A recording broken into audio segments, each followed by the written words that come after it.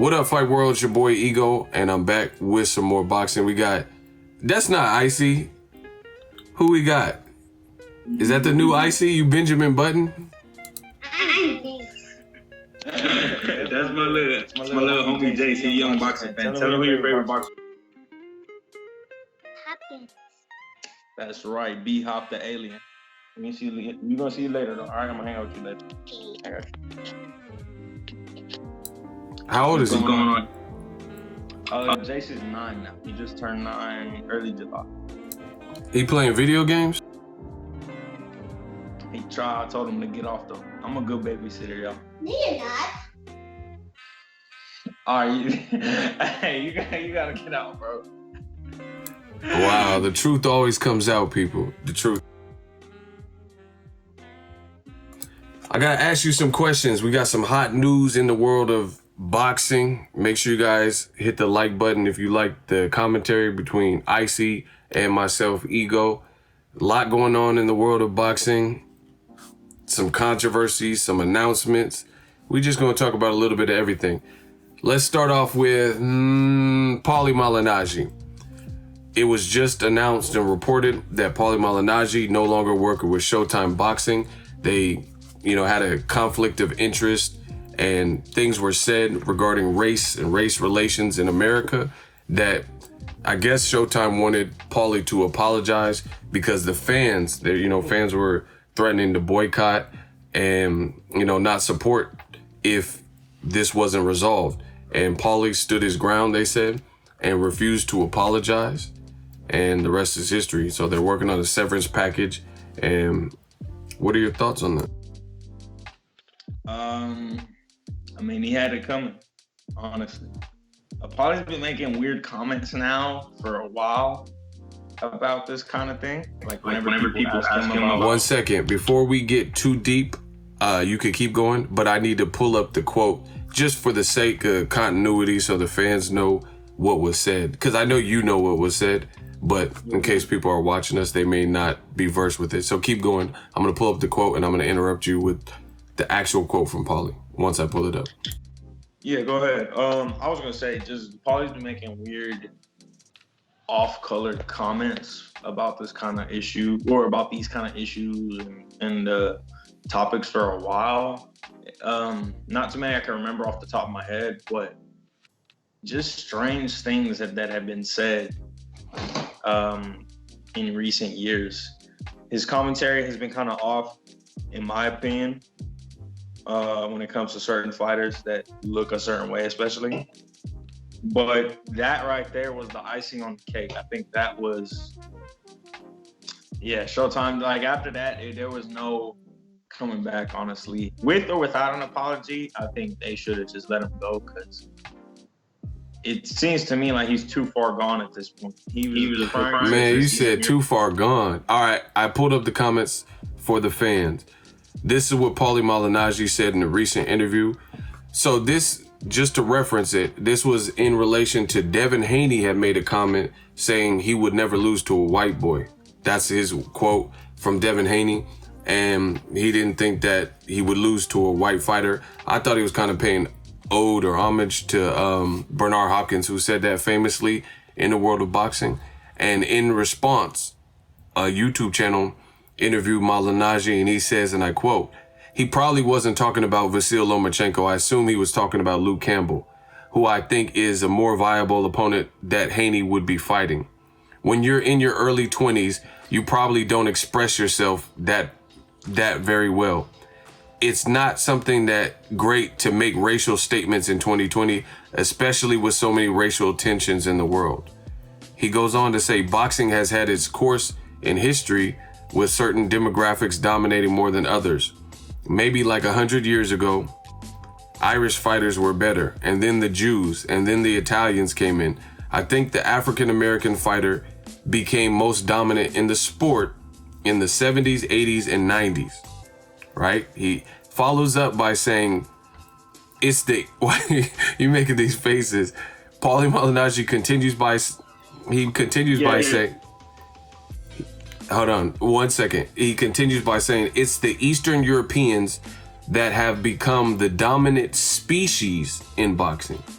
I think stating something like Haney's statement about the white boy could be very dangerous. So he says the dominant species is the Eastern European fighter in the world of boxing. Your reaction?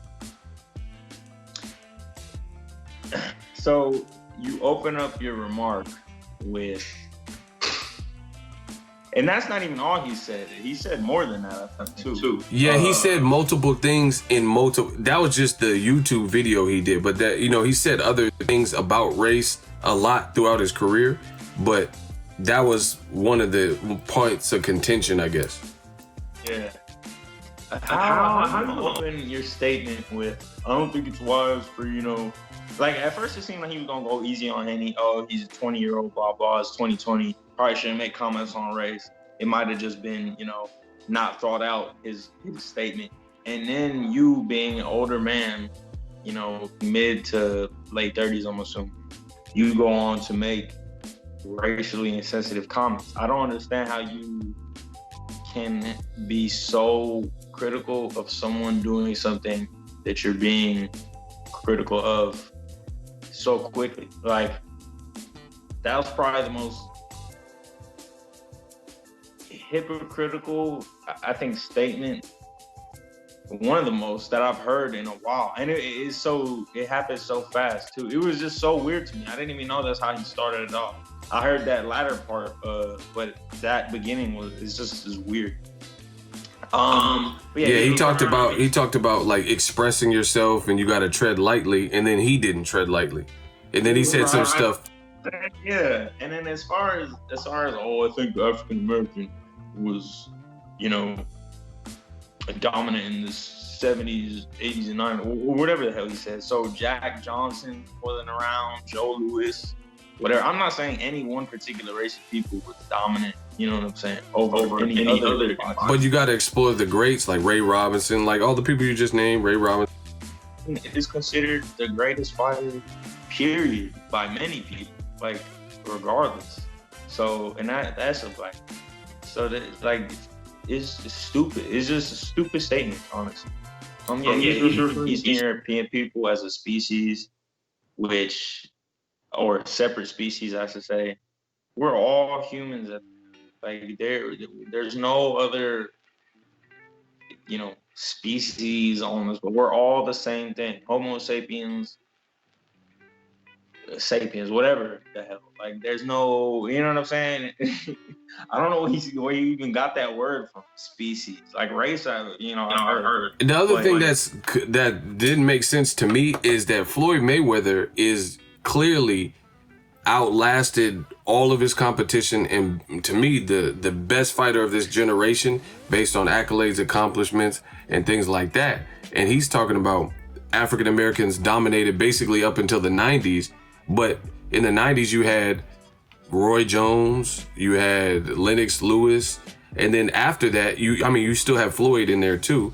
But then after that, you definitely had the Mayweather era where he dominated everybody, and that's all the way into the 2000s, the 2010s. You know, it was Floyd. So he made it sound like the African American is almost obsolete and somehow ended, you know, like they had their run from the 70s to the 90s, and then what about 2000s?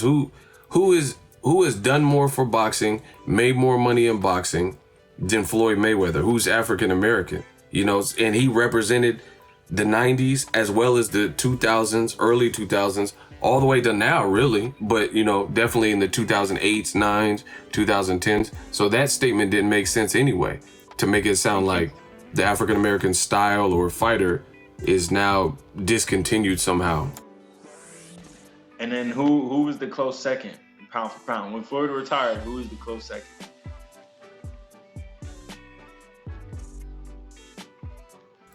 Andre Ward. Exactly. And now there's even people that say Terrence Crawford is the dude, or Errol Spence. You know what I'm saying? So it's like, what? And for people that say, oh, Andre Ward is half white, that doesn't count. Listen, me and Ego are both mixed, and we would tell you right out of our mouths, right out the horse's mouth, that in the eyes of America, we are black men. That shit does not matter.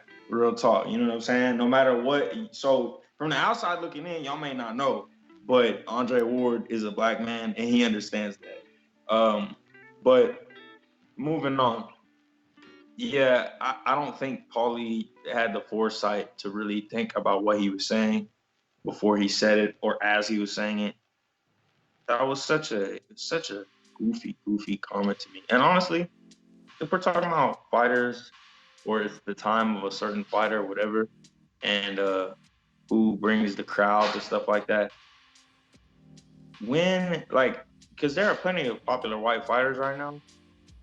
To me, it don't even look like, if we're talking about who's people support who, if we're in that kind of conversation, I don't see that many popular white American fighters or those that resonate that well with, those groups of people that much anyway. I wish I did, but we got dudes like Caleb Plant and Joey Spencer right now, both homegrown American boys from the South. Well, I think Spencer's from Midwest. Huh? Midwest. Got you. Yeah, but Plant is from Tennessee, and they both get hated on. Like, it's goofy. I don't know if it's because they're with PBC or what, but you know what I'm saying? I don't see a bunch of white people coming out in droves to support these two American fighters. You know what I mean? I always see Mexicans support their people.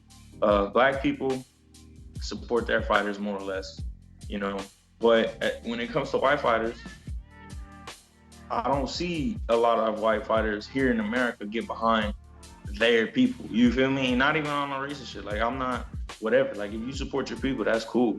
Not out of spite against other races of people, but I don't see a bunch of like Triple G's most. Who is Triple G's? Damn, I'm trying to think. Triple G's most. I think his densest group of fans were Mexican people, right? Or am I tripping? Like Mexicans for Triple G and whatnot. I don't even know. I don't know who his fans were because I know he was claiming Mexican style and he stopped saying it totally. So I don't know who his fan base was. But anyway, I got to get back to the comment you made about Andre Ward identifying with more or less black. Just a quick history lesson. During the slave times, there was an actual rule, and I pulled it up, and it was called the one drop rule, and it was a societal rule that stated the one drop rule is a social and legal principle of racial classification that was historically prominent in the United States, not somewhere else, in the US in the 20th century. It asserted and ascertained that a person with even one ancestor of black ancestry, one drop of black blood, is considered black, Negro, or colored in historical terms.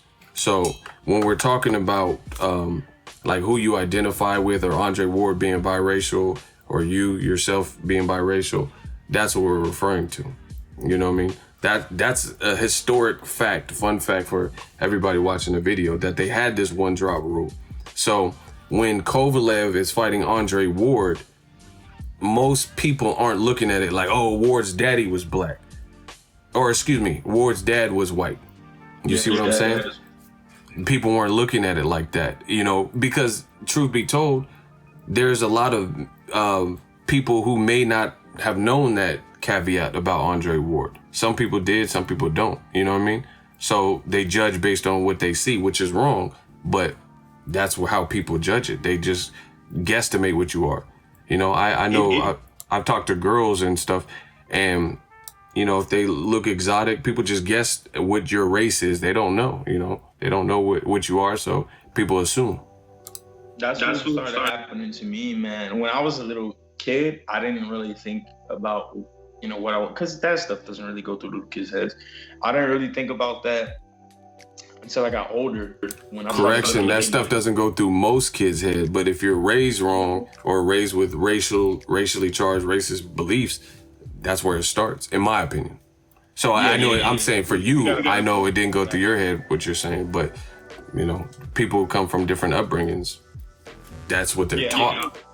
I was lucky enough to have a dope upbringing. I'm from the suburbs. I had not two, but three parents in my life: my mom, my stepdad, and my father. But point is, I'm mixed, and I didn't think about it when I was a little kid. I was always this light-skinned little kid with fuzzy hair.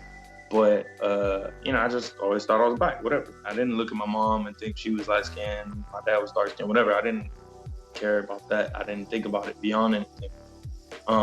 When I got older, start going through puberty, whatever, you start becoming aware of the world around you and shit. That's when I kind of noticed more. Also, when people started, what did it for me was people started mistaking me for stuff. Like I cut my hair a certain way, or I let my mustache grow out or whatever. And then, or I'll be out in public somewhere and then people, they'll start talking to me in Spanish or something. Or they'll be like, oh, you're Puerto Rican or something. I've got mistaken for all kinds of stuff. It usually depends on how I got my hair. I've been mistaken for Armenian, Puerto Rican, Dominican, Mexican. It doesn't matter, whatever, you know what I'm saying? So when that started happening, and a lot of people, I know a lot of times colorism is a big issue in the Black community, but I'll tell people straight up, I am what I am just because of that happenstance. I had nothing to do with the way that I look. So I don't give a shit about it beyond, the fact that I'm Isaiah and this is what I look like. You know what I'm saying? But I carry myself with the same, I want to say,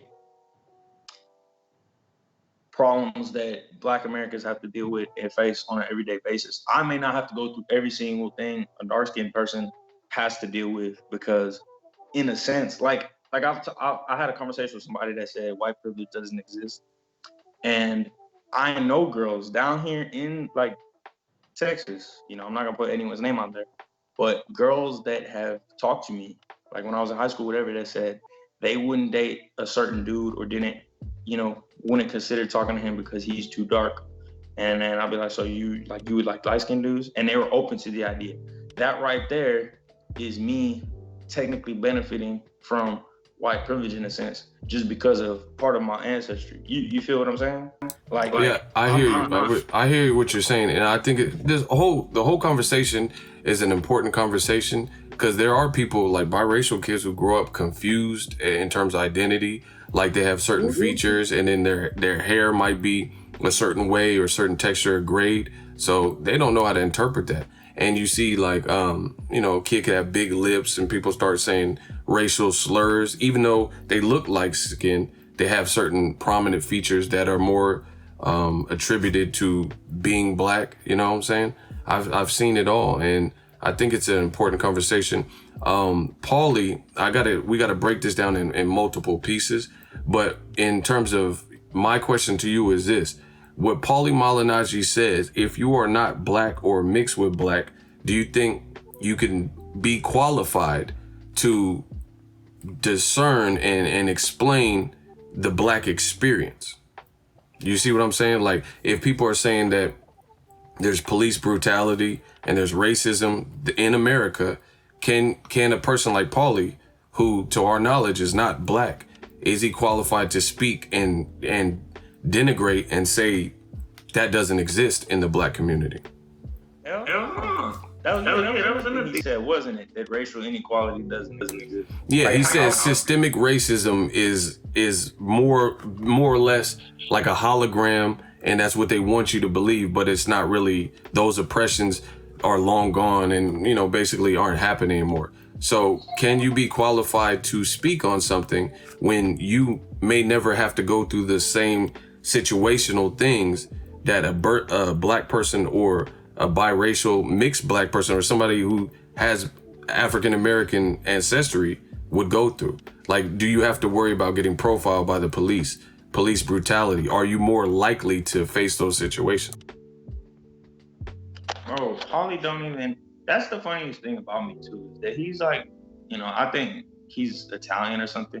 Paulie is like the brownest white guy ever, and he has the nerve to be talking about systemic racism is not in America anymore, or it's not present in this point in time, blah blah blah. Especially if you have Italian ancestry, bro. I would say look into your history, but it's stupid, especially when I live in LA. I'm out here in Texas right now, but I live in LA, and my teammate is from Pasadena, California, and to this day, tensions are high out there between, you know, in certain areas, black people, Mexican people. And I remember one time we were going to sign up for Golden Gloves out there in Pasadena, California, bro. And he told me straight up, yeah, I grew up around these areas. Black people not really allowed over here. Mexican people not really allowed over here, you know, or, you know, they don't like this certain group, whatever. And that's still happening to this very day. So for Paulie to ignore shit like that, especially after this whole George Floyd All right, Wilder, situation, to this day. especially after this whole George Floyd situation, is just. Well, the irony is this: Paulie said these comments, and then back to back, Breonna Taylor, Ahmaud Arbery got killed while jogging, and then George Floyd got kneeled on until he died, 8 minutes and 46 seconds or whatever it was. And this all happened like literally weeks after Paulie made these racially insensitive comments, and he still tried to double down on it like, nah, I still don't believe it. But why? There's videos of all this Karen and Kevin behavior and this and that going on. How can you be, even if you didn't initially see it, how can you see it? You know, with the, you know, they had riots and looting and all these videos. Like I said, they have Instagram pages, just Karen content. People flipping out and, you know, calling people racially charged names, racial slurs and stuff like that. How can you now see it in your face in real time in America? Other countries don't necessarily have to go through this as much, but how can you see it and still deny it? Yeah, to me, it's just, I don't know, man. At that point, I don't think it's, I was gonna say it's ignorant and embarrassing, but it's almost, I think it goes beyond that. It's like, you know, deep down, he has maybe some type of, I don't know, repressed anger or something, whatever. I know AB, you know, was doing something with his side piece a few years back. I don't know if he's still upset about that. No, I feel what you're saying, but here's another thing. Let's take this back to the boxing, race as it relates to boxing. Have you or have you not seen a non-black fighter like Canelo Alvarez, and his name is linked to fight Jermall Charlo, Demetrius Andrade? Fans are saying, make those fights. These are good fights. And then you'll see fans in the comment section say, don't make those fights. Charlo, he ain't done nothing. Who's he beat? Who is Andrade beat? But then Canelo's name gets linked to fight Quigley and Rocky Fielding. And those same fans aren't saying anything like, who is Quigley? He just got knocked out last year. But nobody's saying who is Quigley beat to earn it, or how many seats does Rocky Fielding sell in America? He's a British fighter fighting in Madison Square Garden against Canelo. How many seats has Rocky Fielding field in America to garner a Canelo fight? But then when it comes to African American fighters, we constantly see this perception of, you got to earn your keep and you got to fight Jacobs, or Charlo got to fight Andrade to warrant a Canelo fight. You know, so how you see double standards just like that on a daily. I was laughing actually about something, the term you used.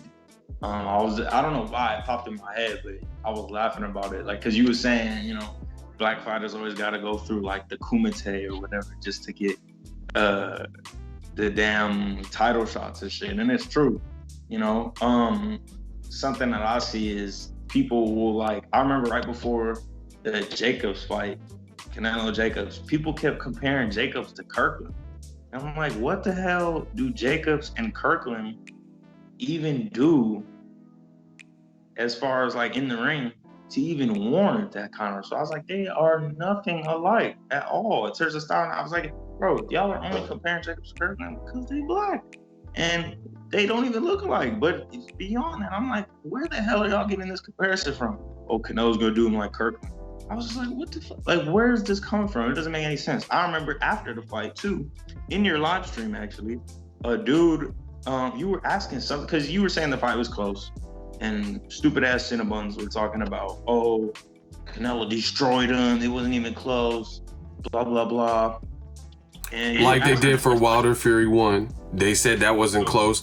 I did an immediate post react. Another example. So just look at this. Just look at these things. Wilder Fury 1, a Caucasian fighter from Britain, and a black fighter, dark-skinned Wilder. They, in the comment section, you see a lot of animosity saying these aren't close fights. Canelo Jacobs aren't close fights. Then you see Spence versus Errol Spence versus Sean Porter, which also was a close fight. Nobody's denying that it was a close fight. But then when you see that black fighter matched against a non-black fighter in a close fight, oftentimes you'll see those same people say that wasn't a close fight. You know, they don't want to give credit and credence to the idea that, like, Ward Kovalev was a close fight. They say, nah, Andre Ward got his ass kicked. He just got destroyed. It wasn't close at all. Like my father, like, you know, my father is, you know, boxing fan, and I don't agree with him, but he believes Kovalev won the first fight. But even with that being said, he doesn't say Kovalev whooped Andre Ward's ass. He's, you know, it was a close fight, you know, blah, blah, but I think Ward lost. But I disagree, but he hasn't said no shit like that. The funny thing about that is your father is black, right? He is from Haiti. Yes. Okay, so they say a lot of times in comment section, from what I've read, is that black fight fans are super biased. You know, these are the stereotypes that are perpetuated in boxing. But even your dad, who is black, felt that the other guy won. You know what I'm saying? He felt the Russian fighter beat the biracial American fighter.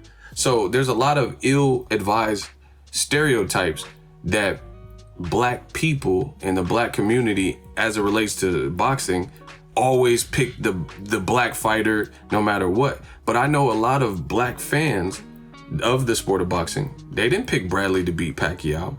They didn't pick, you know, in certain fights, like some people aren't picking Charlo to beat Derevyanchenko or whatever the case is. You see what I'm saying? Love to beat David Benavidez, like, you know what I mean? Who? I didn't pick Jamie Love to beat Benavidez. You feel me? That's what I'm saying. And you see other people in other races sometimes pick, and is almost like it's off of a blind national heritage, like they're picking solely because a person they identify with their ethnicity or the same national background. But before I get onto that, I wanted to finish off saying about Canelo Jacobs. In your comment section, you was questioning the dude, and you were basically trying to bring up points about the fight, and you were closing the walls in on this guy. I can't remember the exact live stream. I just need to start like bookmarking them so I could visit them and like read. I don't just pull up straight up examples verbatim. But anyway, you were closing the walls in on this dude because he was saying more and more suspect shit, kind of. And then the dude, you asked him one final question, and then he straight up was like, "It doesn't matter. Canelo beat that monkey." You know what I'm saying? And then you blocked him. We got his ass off the chat. So we know what it is. You know what I mean? Canelo Jacobs is close, and then it's Canelo destroyed. Charlo Korobov, extremely close fight. Charlo really won. But then you go to the comment section, and it's Korobov school Charlo. He's nowhere near Triple G, Canelo's level, and all this shit. And y'all can call me a Charlo fan, but I don't give a fuck. None of y'all and they say Charlo's a bum and got destroyed, and Wilder got destroyed by Fury. So that's not even keeping it realistic to what we even seen. You know what I'm saying? But back to Paulie Malignaggi, because I want to tie this into his comments. If we're talking boxing, Paulie had made ill-advised comments from my perspective, because he says, last time I checked, you know, let me play the clip. I think that's the best way, so I don't misquote anybody, and so we can have a starting point. Paulie, in my opinion, he said a lot of foolish stuff with that commentary. I remember. All right, hold on. It's just gonna coordinate division. But if Devin's gonna be the one to bring it up, I don't know if Devin got the memo, but it's no longer the time of the African American anymore in boxing. It's no longer the time of the African American anymore in boxing. It's Eastern European that has. Why would you do that, bro? I just.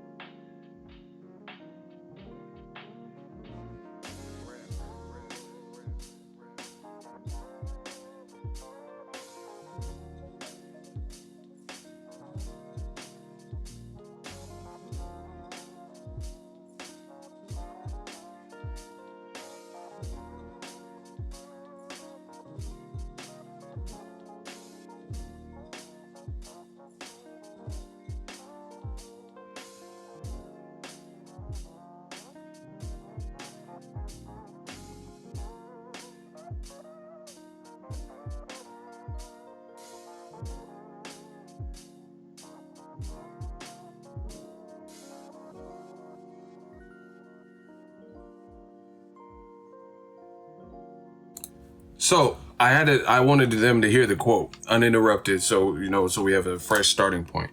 But he said there is no one beyond better than basically white fighters, or the Eastern European is the dominant species. So I just want to analyze that statement.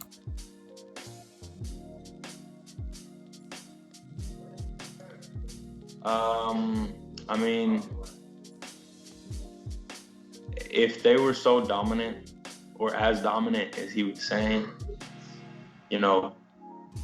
Lomachenko would be, well, people already believe Lomachenko is a damn incredible fighter that they've never seen before.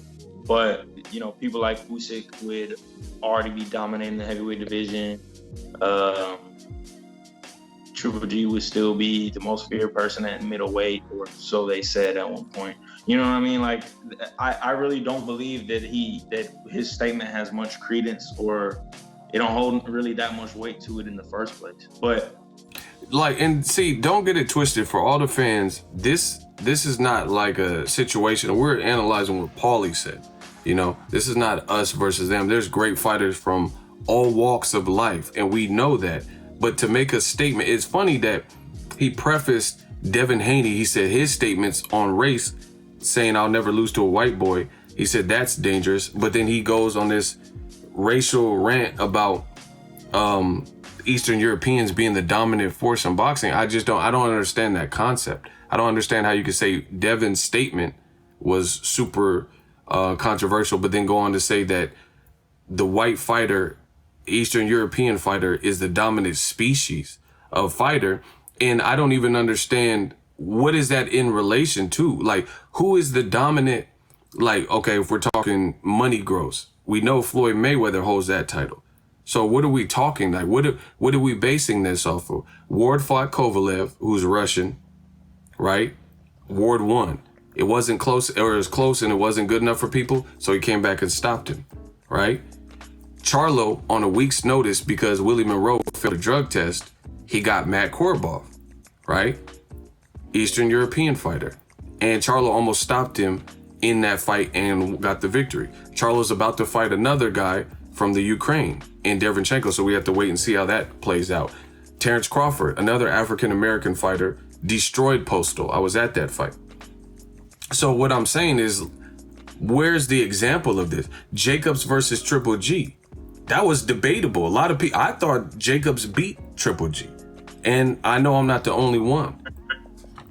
So that's what I'm saying. You can't just say baseless comments, and you can't, without showing the validity to it. Do you see what I'm saying? So I'm wondering what the example of this is, that like Eastern European came to America and just ran through everybody. Like, what division where there's elite level Black, Mexican, Puerto Rican fighters got ran through by this alleged white fighter?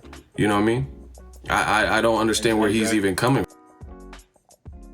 And for the record, everybody, just to give you another example, I have to rewatch it, but I don't think Jacobs beat Triple G. That's just my opinion. So, I think it was close, but I don't think Jacobs won that fight. But like Ego said, it's debatable. You can argue it. My father. But it doesn't matter if people feel he won or not. It's debatable. So that's not a domination. That's not, you said that last time I checked it was a domination. It shouldn't be debatable. If what Paulie said was true, like, so your comment is neither here nor there, because different people feel different things. I'm good with that. Just like Ward Kovalev. Yeah, for sure. My thing is this: you just made a blanket statement that this is the most dominant species, but Triple G, even if you had him winning, you can't say he destroyed Jacobs and he knocked him down, but Jacobs got better after the knockdown. Kovalev knocked Ward down, but Ward got better after the knockdown. So how is that a domination by anybody's standard? So we need Paulie Malignaggi, I think he has a podcast, to give and cite examples of what you're saying. Listen, there's every race that got over on somebody. There's not one race that destroys everybody every time. Nobody's saying that. But if you say a blanket statement, a generic statement like what Paulie said, we would like to see examples. Wilder fought guys from all over the world. France, I think Johan Duhaupas might be from France. He fought Artur Szpilka from Poland. And he won't beat all those guys up until his recent fight with Fury. But that's not because black fighters is just running through people. That's because Wilder's a fucking beast and has a bomb in his right hand. That's just Deontay Wilder doing that shit. When people like to bring up, people like to say Vasily Lomachenko whooped Gary Russell Jr.'s ass and he taught that boy a lesson and all this shit. That was a split decision victory. So that's not a dominant. What was it? I heard it was majority. Well, whatever. It's not a UD. So how's that a domination? Yeah, you know what I'm saying? Like, where is this domination coming from? You know, we need receipts, basically. We need receipts. You know, Ego is always saying on the stream, we don't believe you. You need more people. Straight up. Like, to me, Errol Spence dominated Mikey Garcia. I think that was pretty clear. Gary Russell, if you really watch and know your boxing, Gary Russell, they said he was sick or something. He had something ill in camp or whatever.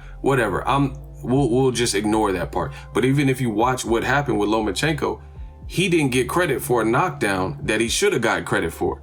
And Gary Russell lost via split decision or majority decision. So once again, back to Paulie's comments, he said it was a domination. Even if you had Korobov beating Charlo, Kovalev beating Andre Ward, Jacobs losing to Triple G, none of those fights were dominations. He said, last time I checked, we're holding Paulie to his words. He said, last time I checked, the white fighters were dominant or the dominant species. So I'm asking for an example of this. What Eastern European fighter fought top class in his division, black fighter, Mexican, Puerto Rican, or other, and just decimated the whole division? There's a lot of top rate, like I like Beterbiev a lot, but there's not that many black fighters that he's even fought other than like Tavoris Cloud and stuff like that. So what are we talking about? Where did Paulie get this from? And people would just say uneducated shit like Vosdick and fucking like they would say maybe some shit like Vosdick and Stevenson. Shout out to Haiti, my people. But that wasn't a domination, bro. I'm gonna keep saying the same thing. Adonis Stevenson hurt Vosdick in the fight, so that's not a domination. That was highly competitive. They'll say something. You know what? Even matter of fact, and people are not gonna like me for this, but Usyk didn't even really dominate Chaz Witherspoon or whatever the hell his name. And Usyk, he didn't dominate Michael Hunter. He almost stopped him. You know. See, I'm giving you fair criticism. Michael Hunter, that was one of Usyk's toughest fights. So where is this domination that Paulie is alleging? I don't know, bro. We gotta find it. We gotta help him out. We gotta help their boy Paulie out. We gotta help him.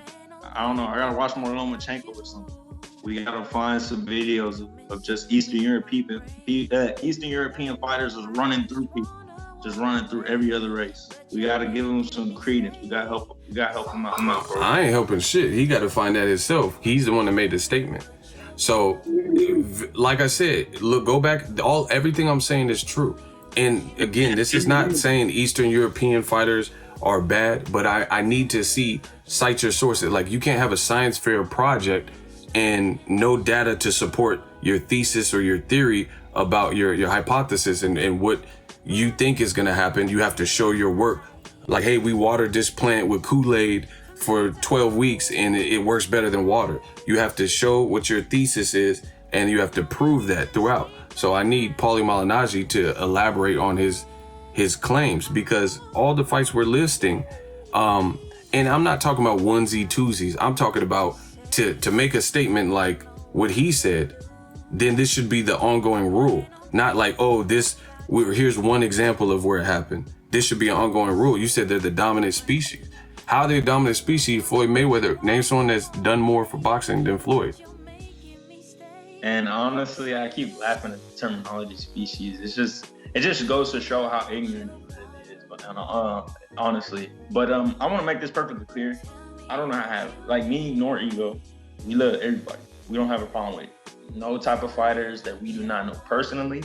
I do not have a problem with. I mean, this should go without saying, but we do not have a problem with no Eastern European people, nothing like that. I'm a fighter. I've trained with Eastern European guys. I've sparred against Eastern European dudes. And regardless of language barrier or not, like whether they could speak really good English or they couldn't, a lot of them had been cool ass dudes, straight up. So, you know, everything we're saying, basically, we're just asking, like, if what Paulie was saying was true, it'd be a different story because, you know, what he, like, it wouldn't, at that point, it would be less like he had like it would sound less like he had a personal vendetta against a certain group of people or, you know, less like an attack on a certain group of people. Like, but I agree with you. That goes without saying that there's no prejudice on our end. This is the ball's in Paulie's court. He made the statement. All we're doing is rebuttaling his statement. I need ego, boxing ego, my channel. I've been in the game for years. I need examples of what you're saying. This is not about my personal opinion. I never made this say. I never said blacks are superior, Mexicans are superior. I never said Eastern European. So do we know that? Tim Bradley, hold on. Tim Bradley, Ruslan Provodnikov. If that's your thesis, that's a black fighter, African American, versus Ruslan Provodnikov from Russia, Eastern European. Who won that fight? Tim Bradley won, didn't he? Didn't he? Yeah, of course he won. Yes, that's what I'm saying. So once again, where's the domination? That was a rough fight for Bradley. It was like one of his hardest fights, but that's still not a domination because he wouldn't have won the fight, right? Jacobs, didn't he beat Sergey Derevyanchenko, who's from Ukraine?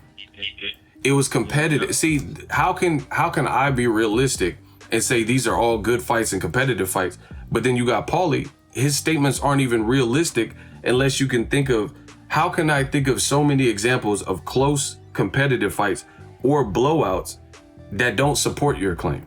Like Terrence Crawford, Victor Postal. Postal dominated guys like Lucas Matisse from Argentina, but he didn't dominate Crawford. So I need examples and receipts. Tim Bradley versus Ruslan, Tim won. The black fighter won. Who? They're gonna say mean machine. But he lost. He got stopped. So that doesn't make, bro, none of this stuff makes sense. And at best, you could say they're competitive. I need answers of this domination. He said it's the nation of domination like WWE. So tell me what fighter dominated, it had easy work and just ran through, you know, all the people he needed to. And you know what's funny? I see people defending Paulie for this shit or trying to defend him, but there are motherfuckers that are still upset about the fact that when Floyd Mayweather was talking to Brian Kenny, he said, black fighters, Mexican fighters always attract the most crowds, and you always get the biggest turnout when you bring the two together. Like, that's some sort of crazy ass statement or something. You know what I mean? If like you could put stats behind. Floyd holds all the records. So that's not even a matter of opinion at that point. Exactly. If we look at Nevada's gates and all that, Floyd holds the records to. He was referring to the fact that, because Brian Kenny was trying to criticize his choice in opponent in Juan Manuel Marquez instead of fighting Shane Mosley. Floyd rebutted by saying Shane Mosley's not a pay-per-view attraction. And he was like, Shane Mosley's not over Juan Manuel Marquez? He said, absolutely not. Marquez has a country behind him, an entire country. And then Brian Kenny said something, and he was like, black fighters, Mexican fighters always got the biggest turnout, and you always get an even bigger turnout when you bring the two together. And in America, really and truly, I wouldn't be too far pressed to say that that's not true to this day. You always get a huge turnout when it's a black fighter, a Mexican fighter, and then, you know, they come together. Not necessarily, I don't know, it's us versus them type shit, but those are just who boxing seems to resonate with the most. You know what I mean? Like, I seen people, like, put it like this. I seen people, right, that was riding with Floyd against Conor McGregor that weren't all black. It was black people and Mexican people. Of course, you know, other people here and there, blah, blah, blah. But that was the biggest groups of people I seen riding for Floyd when time came for that fight. You know what I'm saying? Yeah, but don't get sidetracked. I want to know receipt. I need receipts from. That's all I care about right now is receipts. So Floyd Mayweather is a dominant black fighter. True or false? Absolutely. What Eastern European or white fighter dominated him? Ricky Hatton? Okay, moving on. You can't think of anyone? Okay, so that's Floyd. Okay, Andre Ward, one of the most dominant fighters. Who dominated him that was Eastern European? Carl Froch? European.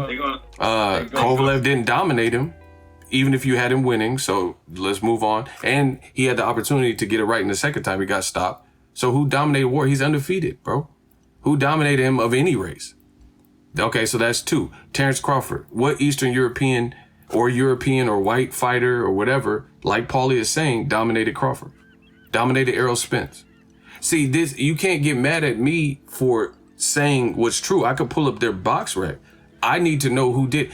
So Crawford just fought I guess you could say, white fighter, Lithuanian fighter in Mean Machine. It was a good fight.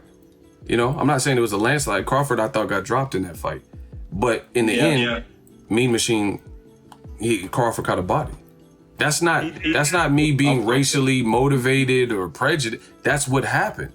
So people have to get and grow comfortable with actual facts. There is no superior race. And it's funny, since we're speaking of superior race, Joshua made this, he was talking to a black fighter, actually, Eddie Chambers, and he had recently not recently, but a couple years ago, made a comment saying that African-American fighters are the superior race, or he said something weird like that. And people demanded an apology. And then recently he said Black Lives Matter. People demanded an apology from Anthony Joshua for those types of statements. But then Paulie's out here, and they're, like you said people were making excuses and justifying Paulie Malignaggi's statement. But when Anthony Joshua made an off-colored, like, retarded comment about black people are the superior race or whatever he said, you guys could look it up. They demanded an apology. It's funny how these double standards work, but there's nothing wrong with telling the truth. I'm a firm believer of that. If Paulie's statement is what it was, and the white fighter is dominant, then where is that prevalent in boxing? Like, give me the example. Tommy Morrison, he lost to black fighters. Michael Bentt, he lost to Lennox Lewis. You see what I'm saying? He got knocked out by Ray Mercer. So historically, and I want to keep it within, from the 90s to now. I'm just wondering who the person was. And I'm not saying, and don't misconstrue this, there's great fighters from all walks of life. We know this. I'm just saying, in relation to Paulie's comment, where did you develop this theory? Tyson Fury got floored by Wilder and Steve Cunningham, 2 black fighters. And he got knocked down by a white fighter, I forgot, McDermott or whatever. But he got knocked down by more black fighters than he has anybody else that I remember of in a pro fight. So it's like, where are these baseless comments coming from? That's what I was saying earlier. There's something personal in Paulie's head, where somewhere inside, deep down, that he has an issue with, and he tried to disguise it as something else. And I don't think quite went the way they now we're getting somewhere. Exactly. But I'm not, this is not me, like, because, people get mad and say, oh, you're pulling the race card. Paulie did this. I'm going off of what he said. Daniel Dubois just fought Tyson Fury's cousin, a European guy, British guy, fair skin, white, Nathan Gorman. Dubois knocked him out. That's what I watched. I watched the fight. It was, I think it might have been on ESPN.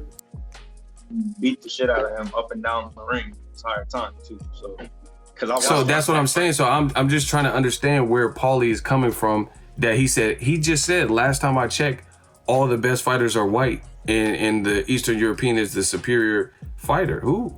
Like, you look at guys like Madrimov, he looked pretty dope, but who's he fought? Like, he hasn't fought no top shelf 154. He didn't beat Jermell Charlo. That's where he fights. He didn't fight Hurd. He didn't fight Edeslandi Lara, Afro-Cuban. So where's the comment coming from? Unless it's what you said, internalized feelings, or this is the way you want it to be, wishful thinking. But that's all I'm trying to figure out. Yeah, and what's crazy? Paulie's from Brooklyn too, so I'm sure he's been around. But he's from Bensonhurst, which is a notoriously segregated, we'll say, area of Brooklyn. So that, areas look it up. Look up Bensonhurst history. Because I've been all over New York except for Staten Island, and I've never been to that area. But I do like there are places like that, but it's still not very inviting, let's just say, to other groups of people. So yeah, I don't know. Paulie, he has to do it together. I just look at, if you're gonna make the statement, you have to support your claim. That's it. You got to support your claim. And at best, there's a lot of great Eastern European fighters that were in with big names that happen to be African American or other, and a lot of those fights were close. And it's not just black fighter. It could be a Mexican fight. He didn't even talk about the like a Mexican fighter. He said the dominant fighter is white. So what about Canelo? Name a white fighter that beat Canelo.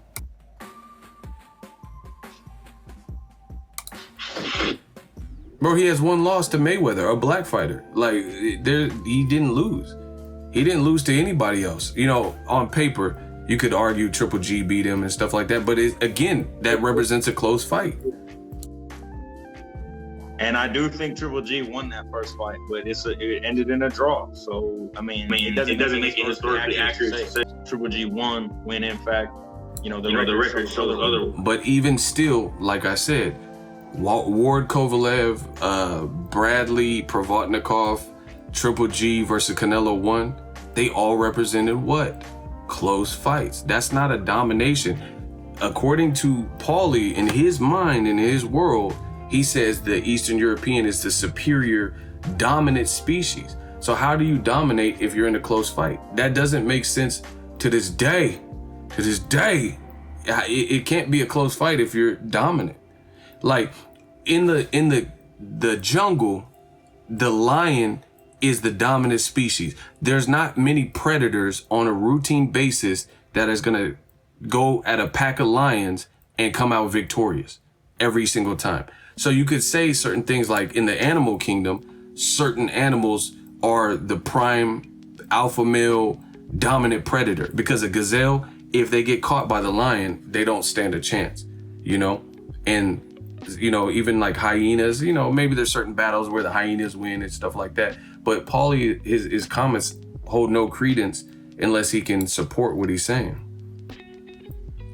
And at best, like I said, there's a lot of great fighters from around the world, but do they represent dominant performances as he's depicting?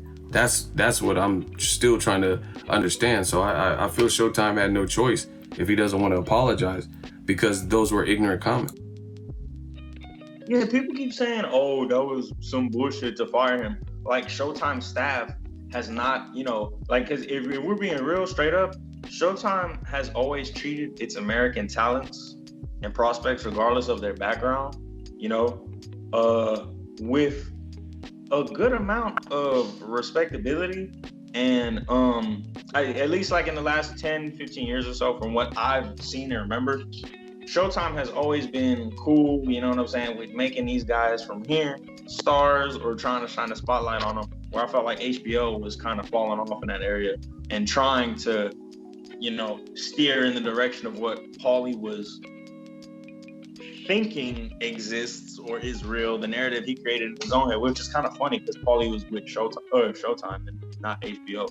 But Showtime staff has always been in support, I feel like, of people of color and multiracial backgrounds and things like that. So it's just ignorant to think you can work for that company in particular, that group, and then just get on camera and say something very insensitive, especially in this point in time, and then you yourself, people can say Italian is white, whatever, but they have their own history when it comes to prejudice and things like that, blah, blah, blah. And just think that you're going to be scot-free. Like, Steven Espinoza is everywhere at this point, you know what I'm saying? And that dude is not, what you would traditionally identify with as white, you know what I'm saying? So to think that you're just gonna be able to get away with whatever the hell you want to say when you have a certain amount of pull and influence in today's day and age, especially when it comes to something like that, like now when racial tensions are back at like an all-time high, is silly and it's ignorant. Like you work for Showtime. You are surrounded by people of color. You're fighters, plenty of those fighters who get the spotlight shown on them, are people of color. The entire lineup for the rest of the year features people of color. So the fact, and plenty of black fighters, and the fact that you decided to say what you said at this point in time was just at any point in time. It just, to me, it should have never happened. Like, bro, how could, that's like the ultimate way. If shooting yourself in the foot was just a person, it'd be Paulie Malignaggi. yeah, like, and the other angle is that you got to look at, to me, you got to look at this. If you're, like you said, Showtime has a multicultural. They got Vito. They got, I don't know, because some guys bounce from Fox to Showtime. But anyway, they have a multicultural lineup. They have Sergey Lipinets fighting, and they also have David Benavidez fighting. And then they have both Charlos fighting. And they got Derevyanchenko fight. So, you know what I'm saying? They got the what you said, the diverse lineup. But if you're a black fighter, would you want Paulie calling your fight if this is his views? Like if you're Deontay Wilder, who was on the network, Jermell and Jamal Charlo, things like that. Errol Spence has fought on the network. Do you want him calling your fights if he's also the same person saying there's no racism in boxing or in the world, even worse? So it was ignorant. You know what you just made me think of, bro? I remember when Eddie Hearn's pops got on camera and had the nerve to say, right next to Dillian White, by the way, oh, we used to be like slave traders and blah, blah, blah, blah, blah. And now I gotta call him Mr. White and all this shit. And that's why we started calling him Slave Room. Do you know how many black fighters there are from here in America with Matchroom? Like, just off the top of my head, I can name 3. Emma Williams, Lorenzo Simpson, Devin Haney, that's 3. I can keep going. Anthony Sims Jr. Travell Maison wasn't with Matchroom, but he fought on DAZN. That's a terrible look for your company. But imagine those dudes. Like, I'm not sure how they all individually felt, but the fact that they're all doing things for their family. So I'm not out here saying any of these dudes are coons or any of that shit. I'm sure there are people are like that are just so willing to jump on the extreme and be like, oh, if you don't, fucking go up in arms, you're this, and this. Not everyone's financial situation is, as stable as you may think, whatever. The point is these people are all doing things to provide for their families and et cetera, et cetera, et cetera. So I wouldn't blame someone for not necessarily speaking out in a way against, a certain person that they're working for in a company like that. But that's just embarrassing. Like, imagine being in those person's shoes and then hearing that shit come from someone who's closely affiliated with the person who runs your damn promotional company. People could say, oh, Barry Hearn doesn't run shit anymore, whatever, it's all Eddie. That's still his father, bro. And Eddie was right there. Dillian White was right there. That's fucking embarrassing.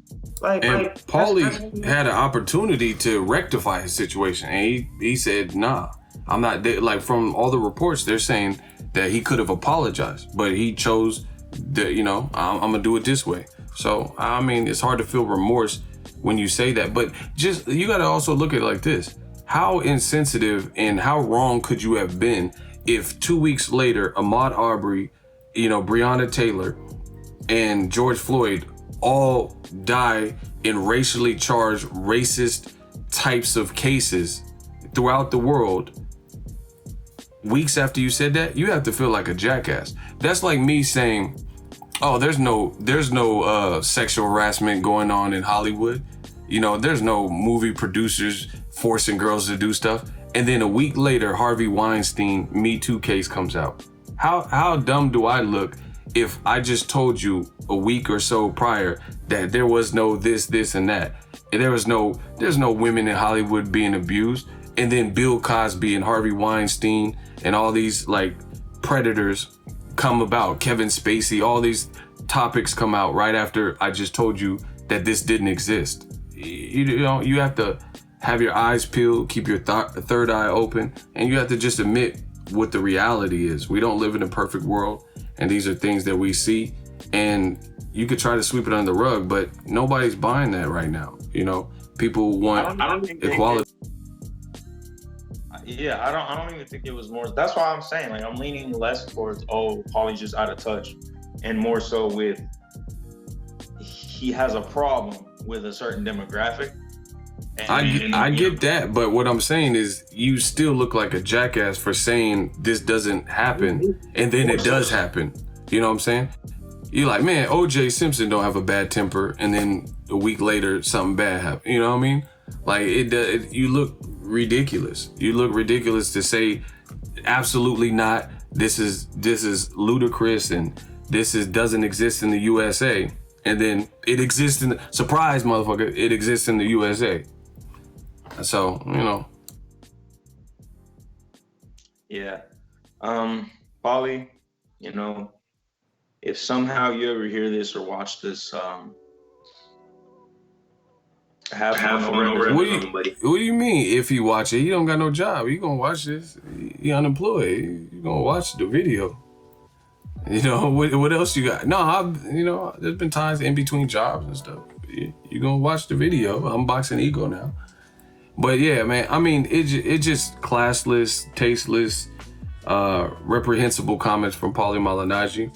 And I can also see why his commentary and it gradually shifted. Like, he would call Wilder fights and he would leave people. If this is how you think, no wonder you call Wilder Fury the way you did. You know what I mean?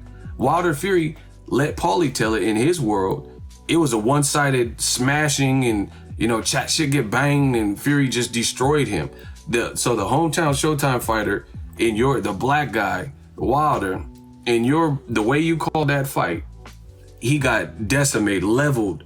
And Fury, what was he doing in the first 4 rounds? Like, so that's my issue, is if you have these radical viewpoints in your head, you know, these like Trump type philosophies that you're willing to spill out and be outspoken and stuff like that, is how are you going to be effective at your job and call the fight fair if you feel that there's a particular race out there that is in, like, you know, superior to and dominant over everything? So you can start.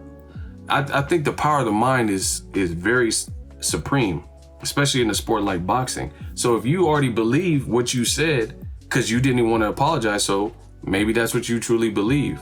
Like you said, these innate prejudices, if you really believe that, how can I expect you to call Wilder Fury fair if you believe off top before the fight even starts, before the bell rings, that Eastern Europeans or European white fighters are superior in some way or have taken over? Then to me, Wilder's already down 3-4 rounds because of the way you already think. You see what I'm saying?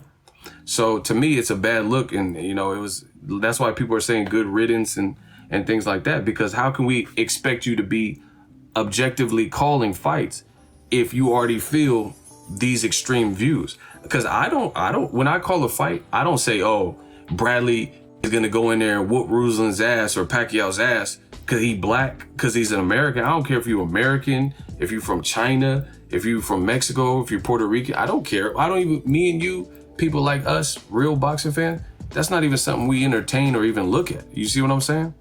So every fighter with new media can get a fair shake and get on the platform or have their fight critiqued from a clean slate. I don't say, oh, this person is superior. Like, even if I think someone's gonna win, if I'm wrong, I'm wrong. I think Charlo beats Derevyanchenko, but I'm not stacking the deck against Derevyanchenko. And if he looks good, I'm gonna give him his credit. I'm gonna be like, wow, I thought Charlo would stop him, but my boy Derevyanchenko came through. So if you're not gonna be objective, you really have no space in this space of boxing. That's my thought. It's the least objective people that are like the most radical motherfucker, and then make you look like you're some type of asshole. Like, cause I'm picking Charlo by stoppage also. You know what I'm saying? Now, but will you give Derevyanchenko credit if he beat Charlo and it's fair and square? Exactly. Well, of course, especially because I rate Charlo highly, and I already like Derby.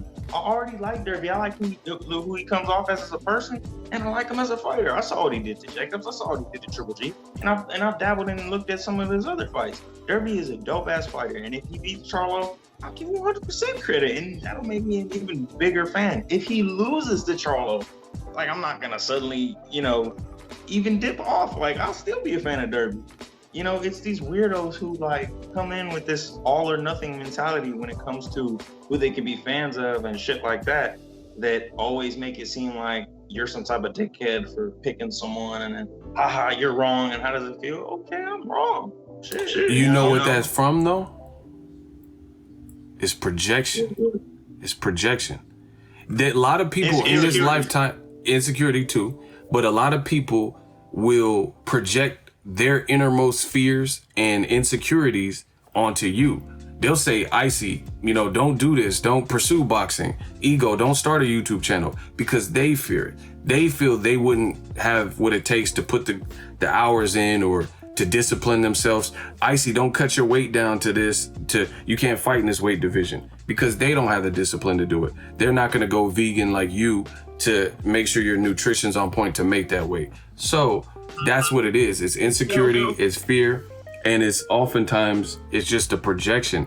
It's you can't do this, so you automatically assume other people will not be able to do this, or you view a fight and it's based on national heritage, pride, and race. So you think if a black person's picking Errol Spence to beat whoever, Mikey Garcia, you think people are thinking like you, like, oh, I'm picking him because he's black and I'm black.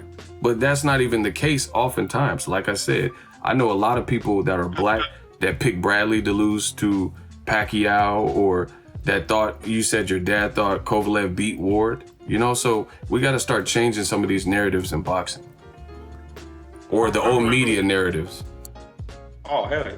I remember when Errol and Mikey were going to fight. Wilder got on his Instagram and he gave a prediction of who he thought was going to win. He picked Errol Spence, gave some pretty good reasons, and left the video alone. Motherfuckers in the comment section want to know the most liked comments. So basically, you're picking Errol because he's black. Now, here's the main two problems with the stupid ass statement like that. In a boxing match, there are two motherfuckers you can pick from. So, that being said, one of them might share something in common with you, like where they're from, or their race. If it just so happens that I think the motherfucker that's gonna win shares one or both of those things, I'm still gonna pick that person because I think they are going to win. Not because of those things we share in common necessarily, because I don't fucking rate and base people, because of that shit. I'll support certain guys, but when Regis Prograis lost to Josh Taylor, and I picked Regis to win, I didn't say Regis Prograis got robbed like I saw some other people say. I thought Taylor won. I didn't think Regis did what he should have done in the last stretch of the fight to really pull out the victory, and he lost, and Taylor won. When Canelo fought Jacobs, and I love Jacobs. I think he's a dope fighter. I support the Miracle Man hardcore. When Jacobs fought Canelo, and I bet $50 on that fight too. I bet on Jacobs actually.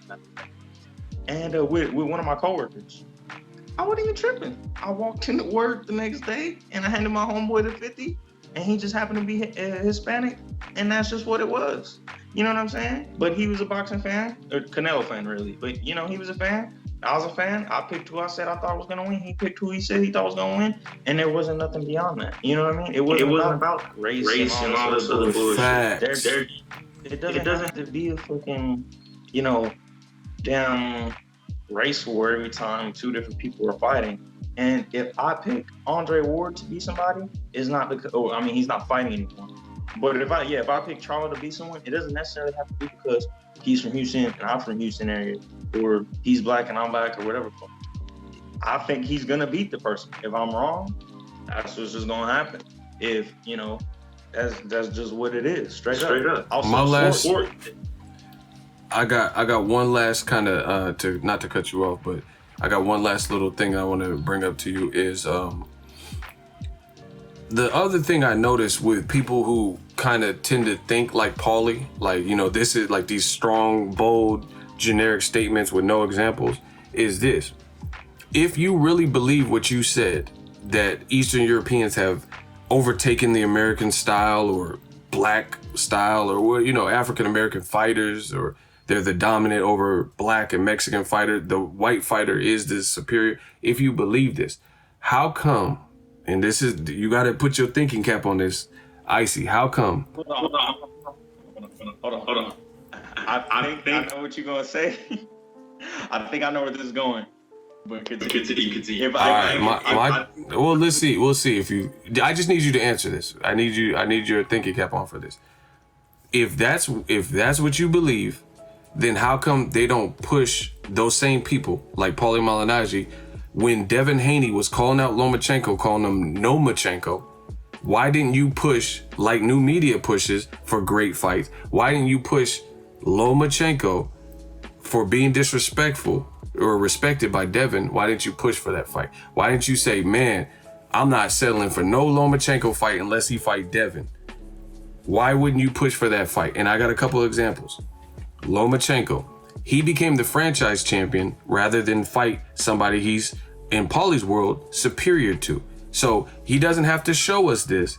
All he has to do is, let Paulie tell it, and his way is law, I guess. So why did he become a franchise champion?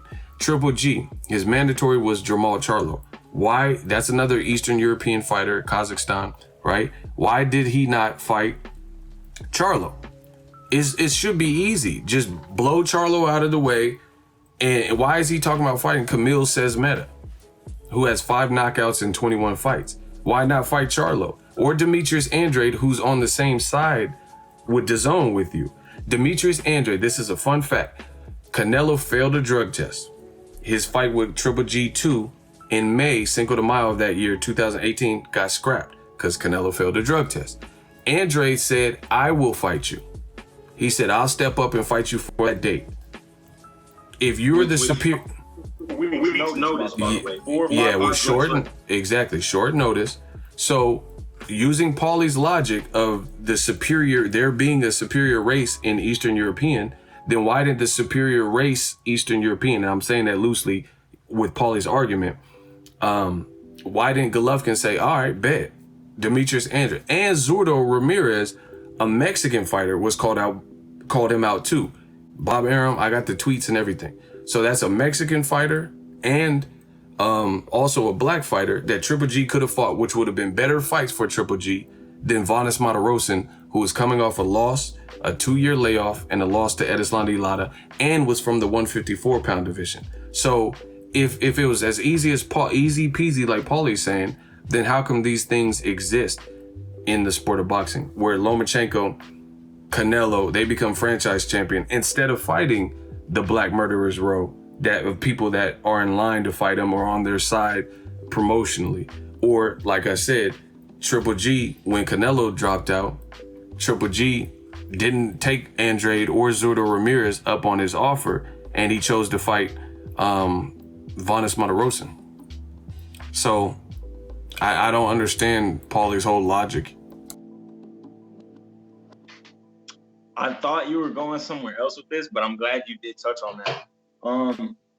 The only person who really got, because I was going to say, another person that called Triple G out was a Eastern European fighter, Derevyanchenko. And then, he ducked him during that time. And then when they actually fought, I'm just going off of Paulie's logic. That's why I didn't bring up Derevyanchenko. We know Triple G ducked him too. Or Andre Ward. Why didn't Triple G, since he's so superior in Paulie's world, why didn't Triple G fight Andre Ward? Or Danny Jacobson in a rematch? That's another. See, hold on. No, we got to stop there, because I know you can't answer the first question, so I'm just move on. And I know the fans can't answer, so we're just going to do it the new media. I want to say though, because to add on to that, why didn't they fight certain people or whatever?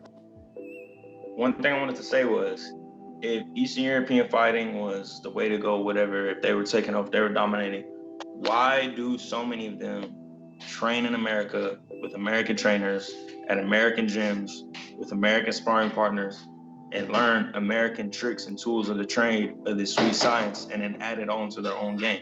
Why do so many of them do that? So many of them. I don't have a problem with that, but why do they do that if Eastern Europeans were just doing the damn thing? You know what I'm saying? I don't know. You got to ask Paulie that, because this is not my thought process. This is him. So I don't know. But let's talk about rematches.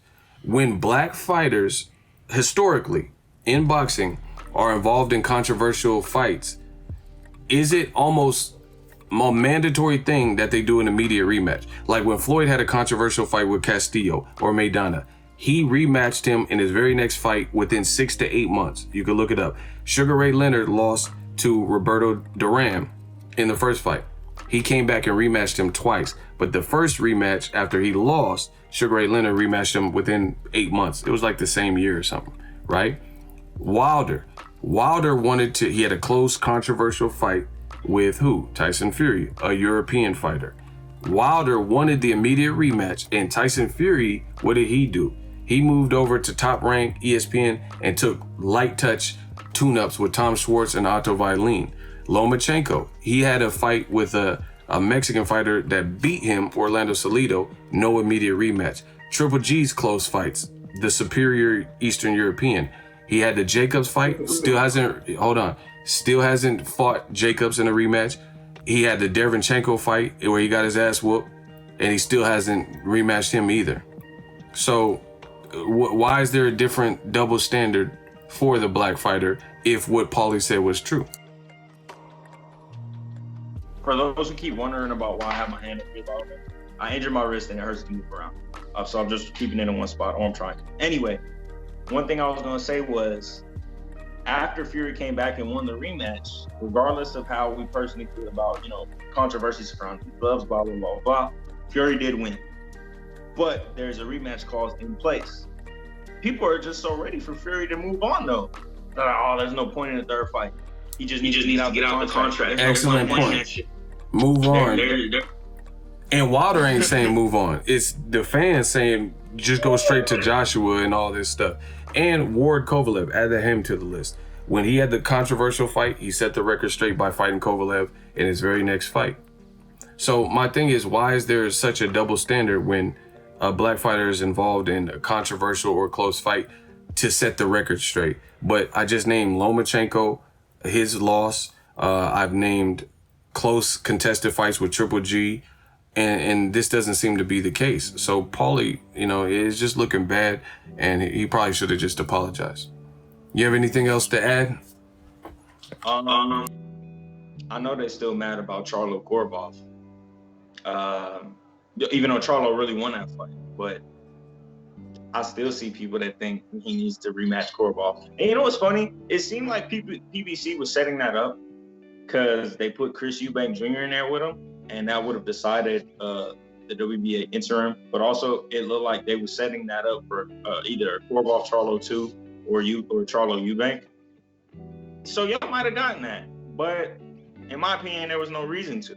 But just when a fight is close, a certain demographic tends to lean toward, and by demographic, I'm not talking about a particular group of people. And as far as race goes, I'm talking about the racists. That is the demographic. You know what I'm saying? That say, oh, this person got spanked. He got a gift. He got this shit, that, whatever the hell. They need to fight in a rematch. They need to give this person a full whatever the hell, and the result be different and all this shit. You know what I'm saying? So. And look at Gary Russell Jr. He lost to Lomachenko, majority or split decision, one of the two. He didn't get credit for a knockdown. He has been vocal about wanting a Lomachenko rematch. You don't really hear Lomachenko's team talk about giving Gary Russell. He's even talking about fighting Crawford at 47. You know what I'm saying? So Gary Russell has for years called out Lomachenko, said he can't rest assured until that rematch is granted. Charlo, we've seen him calling out Golovkin several times. You never even really hear Triple G talk about Andre Ward or Charlo at those different times. Carl Froch and Andre Ward. Why didn't we get a rematch for that? Did Carl Froch pursue a Ward rematch? Huh? Say it again. Sorry. Did Carl Froch, did he pursue an Andre Ward rematch after he lost? Hell no. The only, and I actually like Carl Froch's insight when it comes to sport. Like, whenever he has something to say about Andre Ward, it's always some negative shit. Yeah, definitely. Definitely. I don't know. So we just talk about the double standards and what goes on. I'm going to wrap it up here. You have any last comments to say to the fans? Ego's Army. I love y'all. Shout out to y'all again. You know what I'm saying? He's lying. He be talking about y'all when y'all not listening. It's not true. Ego be talking about y'all. That is true. Nah, I just be talking about oh. So if you enjoyed this video and want more content like this on the channel, you can show your appreciation by going to the PayPal donate button or the YouTube support button, and you can donate any amount that you feel is equivalent to the value of this video. Much more to come. Thank you guys for your support. Boxing Ego, the future of boxing.